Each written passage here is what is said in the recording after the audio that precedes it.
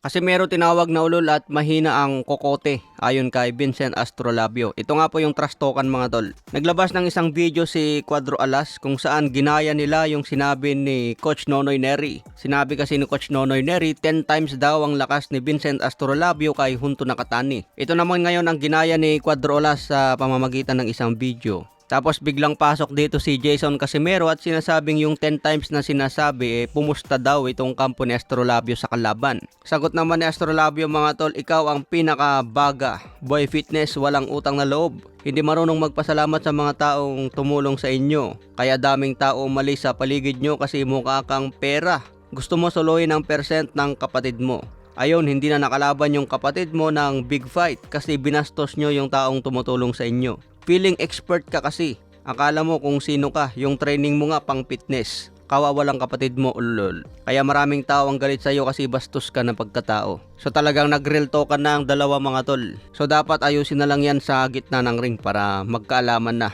Sa ibang banda naman, David Benavides, binakante na po ang kanyang interim WBC sa super middleweight. Ibig sabihin, hindi na siya mandatory ni Canelo Alvarez dahil wala siyang mapapala kung magantay lang ito. Mas pinili ni David Benavides na hawakan pa rin ang interim WBC sa light heavyweight. Aantayin daw niya kung sino ang manalo kay Dimitri Bivol versus Artur Beterbiev.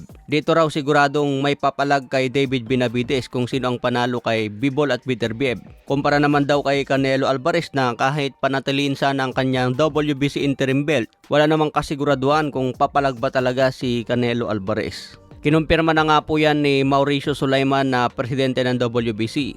Nabigyan kasi ng pressure si David Benavides. Pinapili siya ng WBC kung anong division siya magi-stay. Kaya maraming fans tuloy ang nagsasabi na alaga talaga ng WBC si Canelo Alvarez. Kasi sa tagal ng panahon na mandatory si David Benavides, hindi man lang nagawang mag-utos itong WBC ng mandatory defense kay Canelo. Samantala yung ibang champion, kahit kaka-champion lang, inuutusan agad ng mandatory. Sa ibang banda naman, Canelo Alvarez versus Edgar Berlanga is reportedly now being finalized. So target nga daw ang laban ni Canelo ngayong September 14 sa T-Mobile Arena in Las Vegas. Samantala, pambansang kamama ni Pacquiao may exhibition po ngayong July 28, araw ng linggo. Makakalaban niyang isang Japanese na si Rukiya Anpo, isang Japanese kickboxer at black belt sa karate, may tangkad na 6-footer. Hindi ito sanay sa boxing pero bata pa ito at may tangkad. Siguradong may kakayahan ito na tumagal kay Pacman hanggang 3 rounds. Exhibition lang ito kaya walang panalo, maliban na lang kung may ma-knockout.